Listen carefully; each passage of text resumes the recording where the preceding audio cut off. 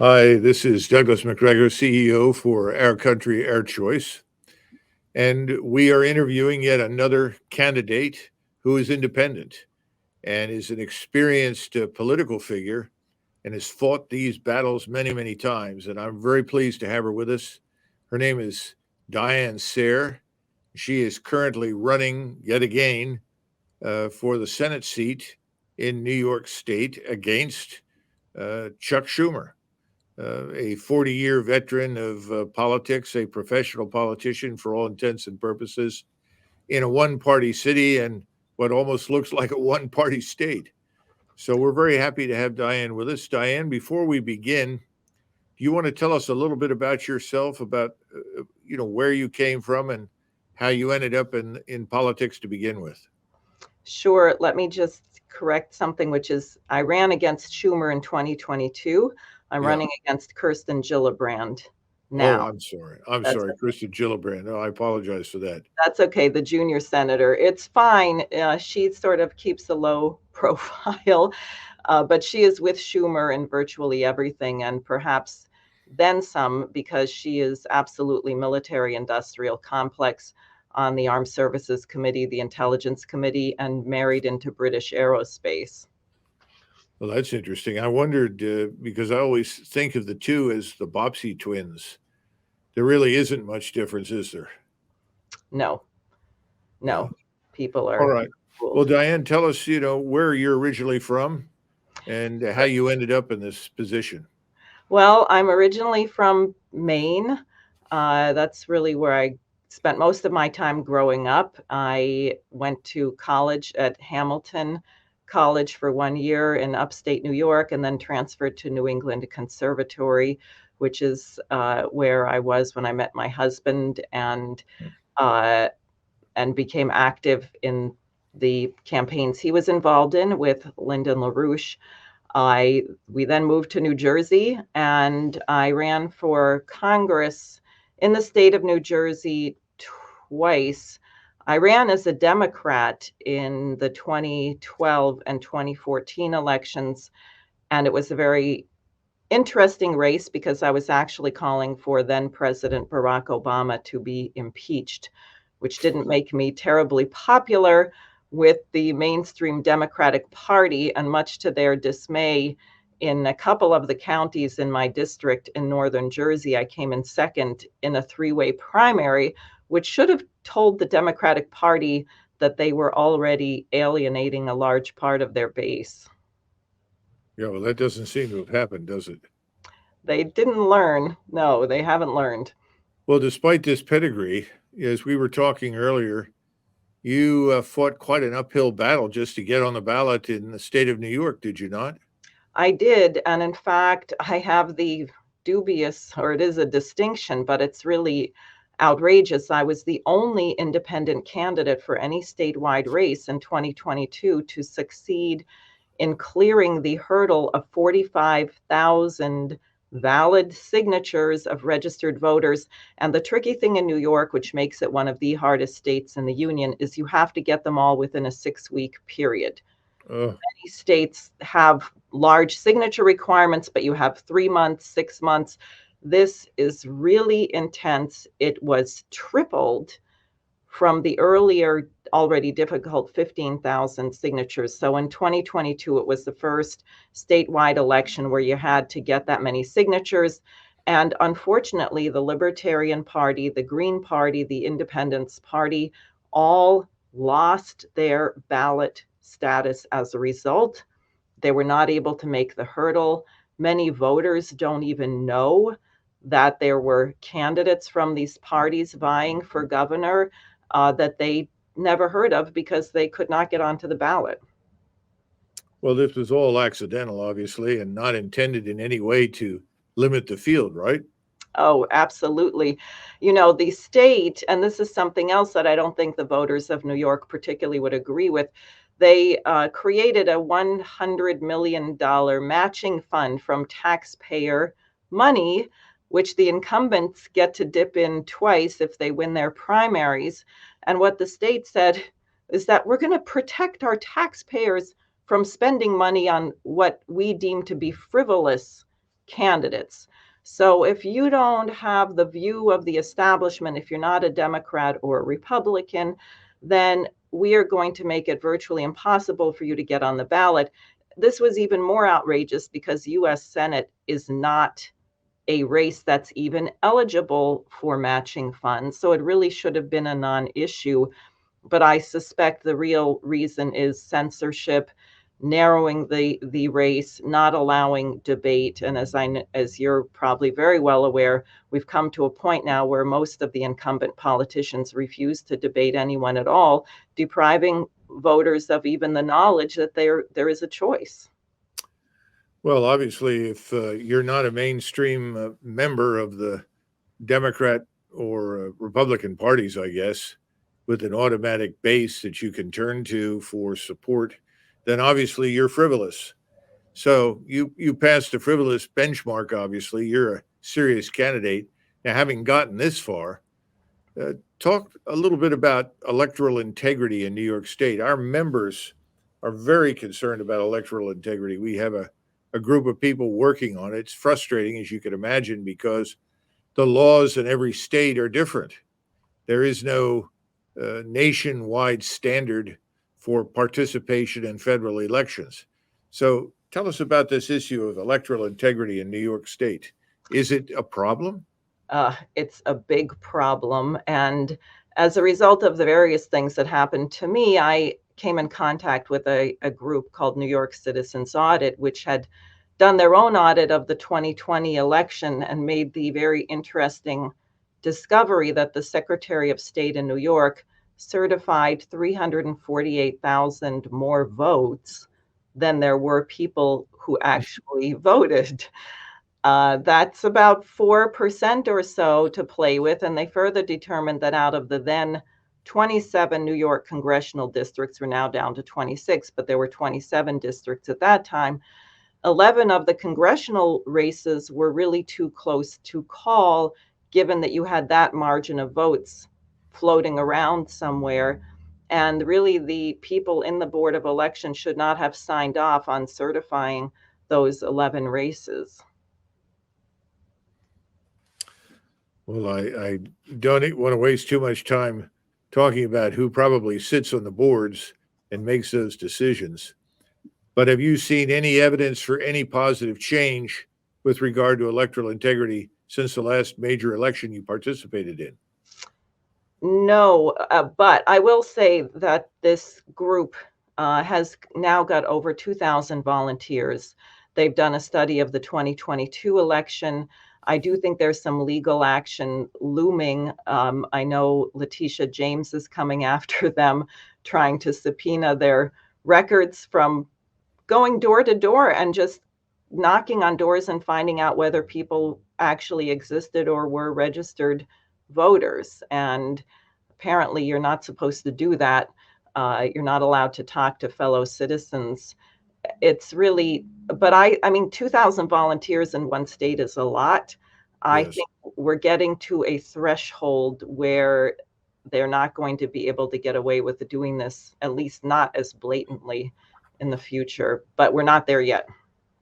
So are New Yorkers aware and they're beginning to say something has to change? Do they realize that voter fraud, whenever it occurs, disenfranchises others? It doesn't matter what party you belong to or what you're running for. Do they grasp that, do you think? Unfortunately, I think most of them just feel like it's hopeless. I was dismayed when I voted in the local municipal elections last November to discover out of I think it was 16 different offices for judge and counsel and this and that, there was only one race in which there was even a challenge. Mm. So people don't run for office, they don't vote. We're really, how can you have a representative government if there's that degree of despair? I can't call it apathy because I know what drives it, which is that people feel that their voice doesn't make a difference. So it's a degradation of our republic in ways that no one hundreds of years ago ever imagined would happen. I think so. Yeah.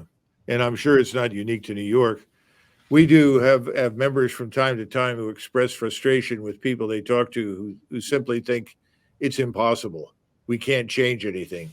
In other words, America is a giant battleship sitting somewhere in the middle of the Atlantic, turning in circles because the steering is broken and no one really cares because as long as the engines run, you're moving and all the wrong people are on the bridge. That pretty much sums up most people's views of Washington. Tell us, though, let's assume that things turn out differently.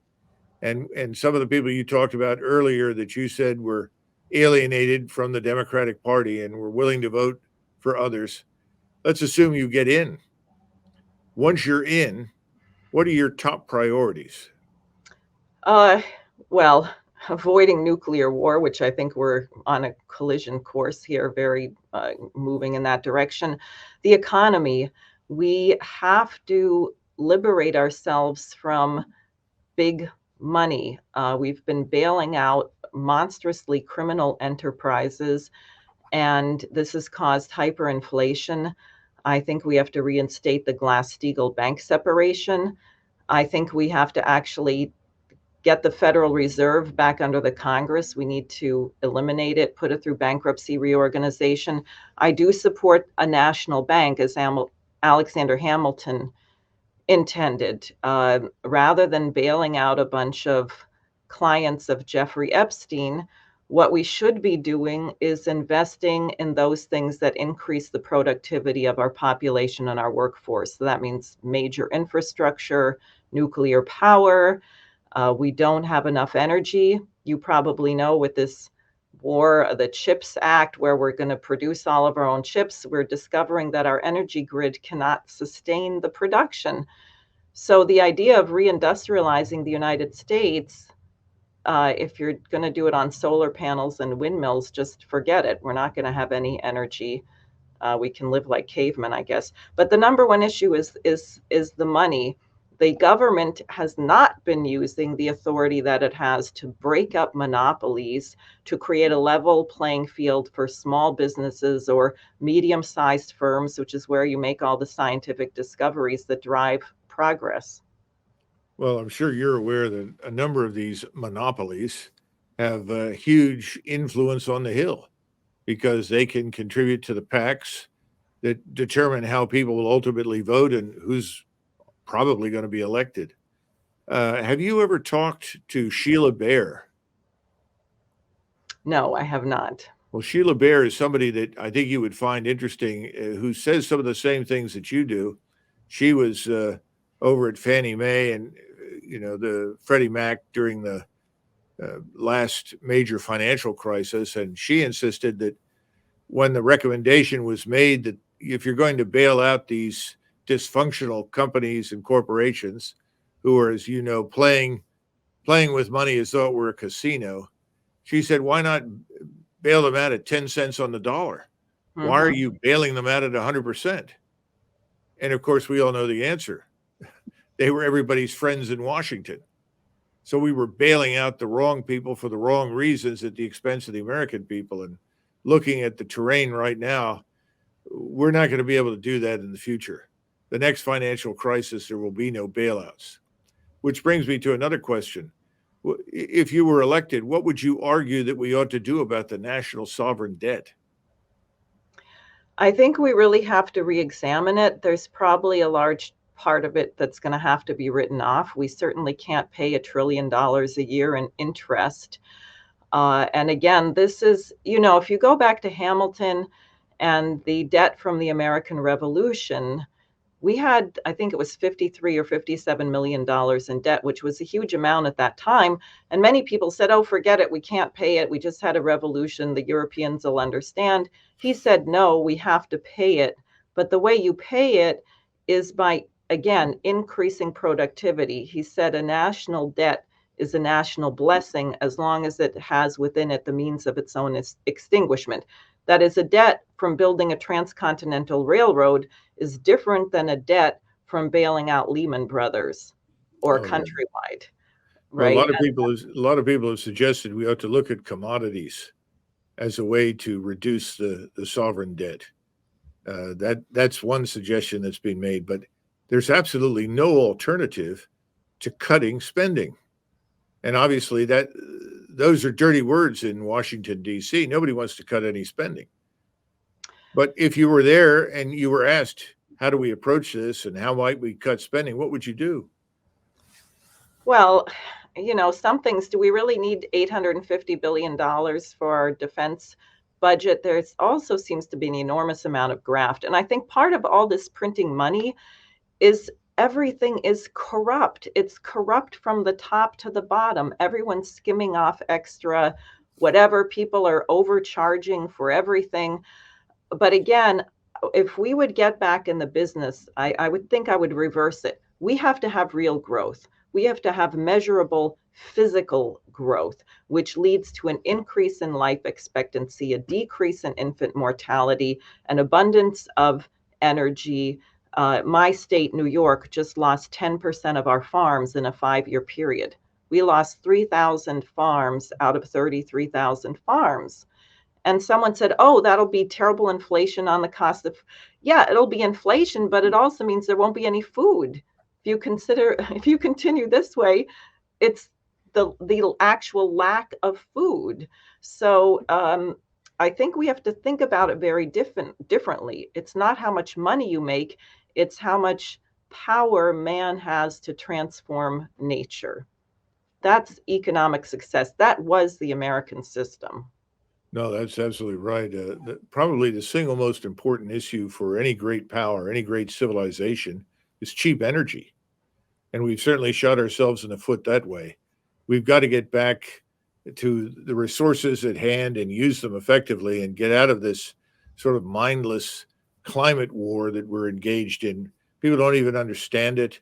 They listen to the propaganda that within 10 years we're all going to be dying of radiation poisoning, to in 10 years we're starving, in 10 years we have no energy. And of course, all of these predictions were made back in the 60s and 70s. We're all still here. Uh, what about fossil fuels, coal, gas, oil, and of course, nuclear power? I know that you've spoken out about that. What about the fossil fuels? What would you do in the Senate about that? Well, we need them. You see the just rank hypocrisy when you take a place like Haiti, where 80% of their energy comes from burning charcoal or maybe cow dung, and they're not allowed to have a natural gas fired plant or a coal fired power plant because we say that's bad for the environment. Is burning charcoal really so much better? Right now, we need the entire energy mix. I think ultimately we should be working on getting to fusion energy. I think we probably should get beyond combustion engines, but I'm not an advocate of electric cars right now. I just think we've stifled ourselves. We're Well, not. I'm glad that you mentioned Haiti, because President Trump, or excuse me, President Trump, a Freudian slip, uh, President Biden has allegedly directed the United States Coast Guard to stand aside and allow these Haitians who are working their way towards Florida to arrive here without interference. And by the way, we know that the Haitian government has opened its prisons and literally emptied them into boats and sent them in our direction. Where do you stand on this kind of insane open borders policy, illegal immigration, and human trafficking? Well, I think it's a complex problem.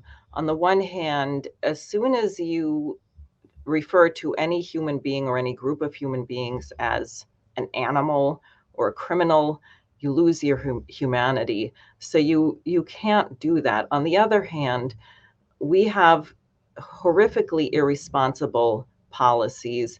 And I have to say, if you broke it, you have to fix it. If you go in and destroy a country over trying to overthrow their government, putting them under sanctions, Haiti has been used as a drug transshipment ground, and people want to leave, that's your fault. You don't really have a right to say, well, let them all die. But then you do have to have a policy at the border. I don't think people should be allowed to enter the country if they haven't been vetted, if we don't know who they are, which means you're going to have to figure out the resources to adequately have people enter in some legal, accountable fashion.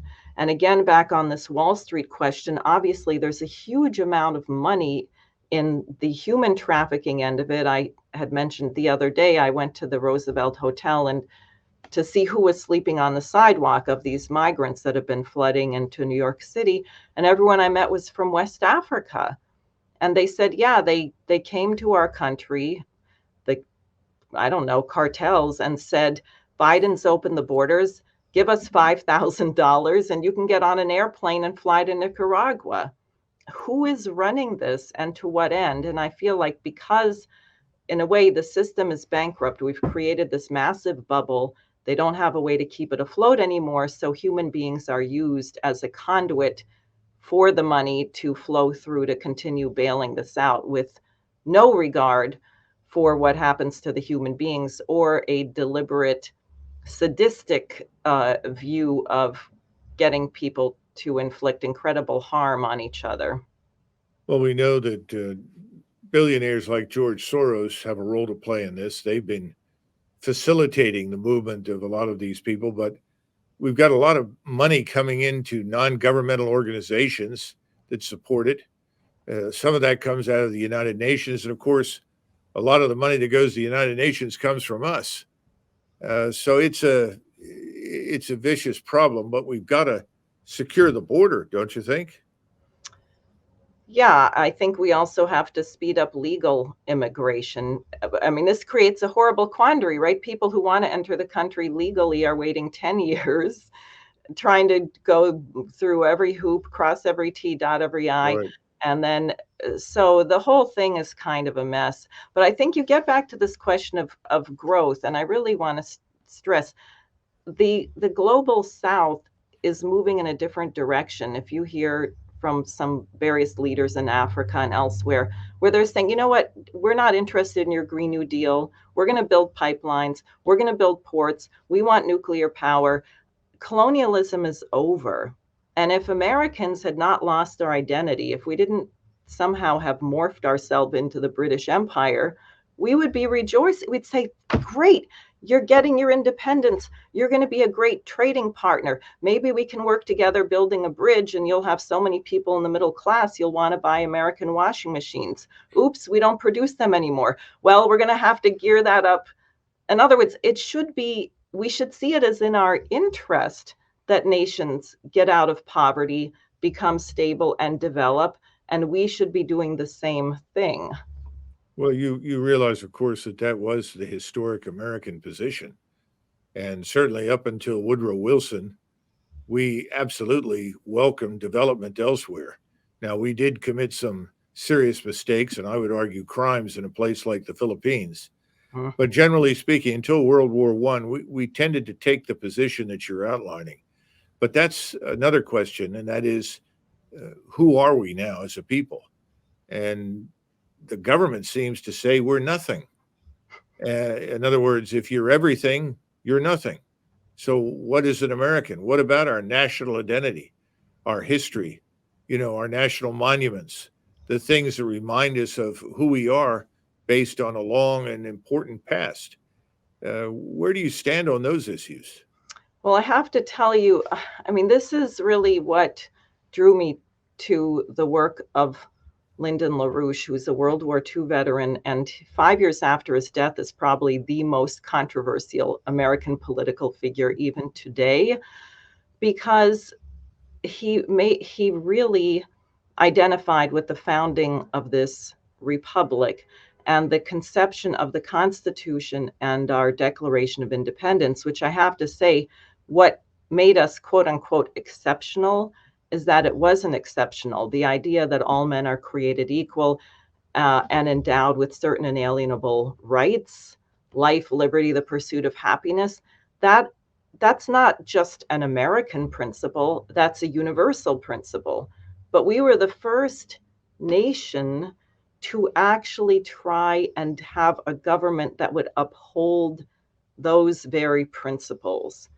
And it was those principles, this love of the creative potential of each person, and the idea that the government's role is to foster that, that allowed us to become actually the most productive nation on the planet within just a century after our revolution.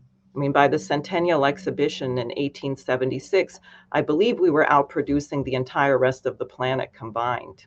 Not quite. It took us almost until 1900 when we became the principal steel producer, Hmm. and steel and oil Not are two so of much, the important metrics. not so much later though, 25 years after, right? I mean, that's amazing for a new country. Well, you also have to keep something else in mind that you might want to think about, and that is who comes to the United States actually matters. And today, one of the things that you hear wherever you go in the private sector is human capital is everything, and everyone wants the best human capital. One of the questions that a lot of us have is why have we essentially decided that it doesn't matter who comes to the United States? Because if you go back to the founding of the country, we usually talk about immigration as beginning really in earnest in 1815, and Hmm. it lasts until 1924. And during that period, 32 million people, largely Europeans, came to the United States. Of that number, 2 million went home. Some were not admitted, and others discovered that they could not assimilate, that they could not become a part of American society, and they went back. And for the most part, until almost the end of that period in 1924, we were getting people who, by the way, were already educated. They could read and write. They were not poor, benighted human beings. They were actually middle class. And that's one of the reasons that by 1900, we were the most literate country in the world, because public education in the United States only started in the early 1900s. And it was really started to ensure that we could teach the newly arrived immigrants citizenship. Now, that's something that we don't even think about today. It wasn't just a question of reading, writing, and arithmetic, but we actually taught people citizenship. And the good news was that the people that we were dealing with, Diane, wanted to be Americans. And so they eagerly became citizens. In other words, when you bring people in, are you bringing people in who already have something to offer? And then, secondly, are they people who want to be Americans? And most of us are looking around at the millions pouring over the border into Texas, and we don't see any evidence for either of those things.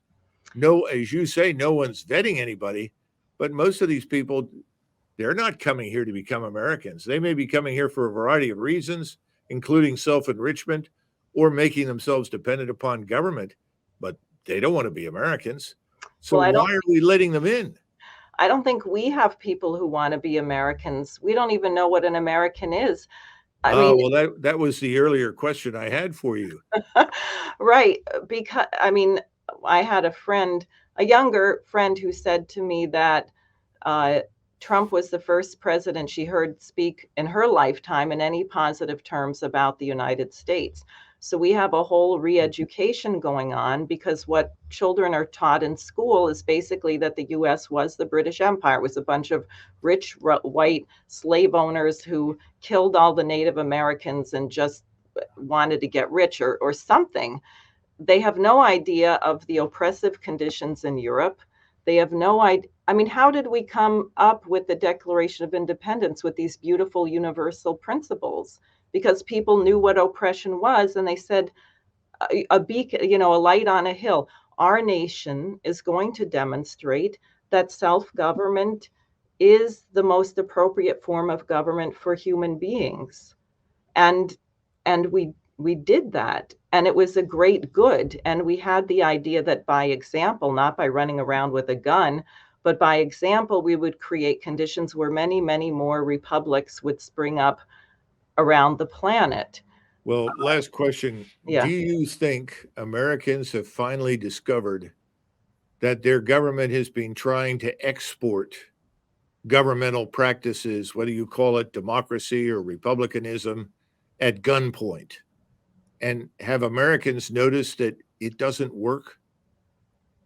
Yes, I think Americans overwhelmingly oppose it, but then we get back to the problems of the beginning. Can we get an election that actually reflects the will of the American people. Why don't they watch CNN anymore? Because CNN is a bunch of baloney and everyone knows it, so no one wants to watch it. But I think Well, we I think your opportunity to be a CNN contributor was just missed. need I don't Well, think listen, that. Diane, we've come a long way in a short time with you, and you are certainly an articulate spokesman or spokeswoman, and I'm sure you're going to give Gillibrand something to fear and worry about. I just sincerely hope that you get more attention, that more Americans in New York State listen to you, and that hopefully they'll go out and vote for you, because I think you're someone with a mission, and that's what we need right now in Washington, D.C. So we at Our Country, Our Choice certainly wish you as an independent all the luck in the world. Thank you. Thanks very much for having me. It's an honor to be speaking with you, and I appreciate your courage. Okay, Diane. Well, thank you very much, and all the best. Ladies and gentlemen, that's it. Thanks very much, and we'll be back in the future with more similar interviews.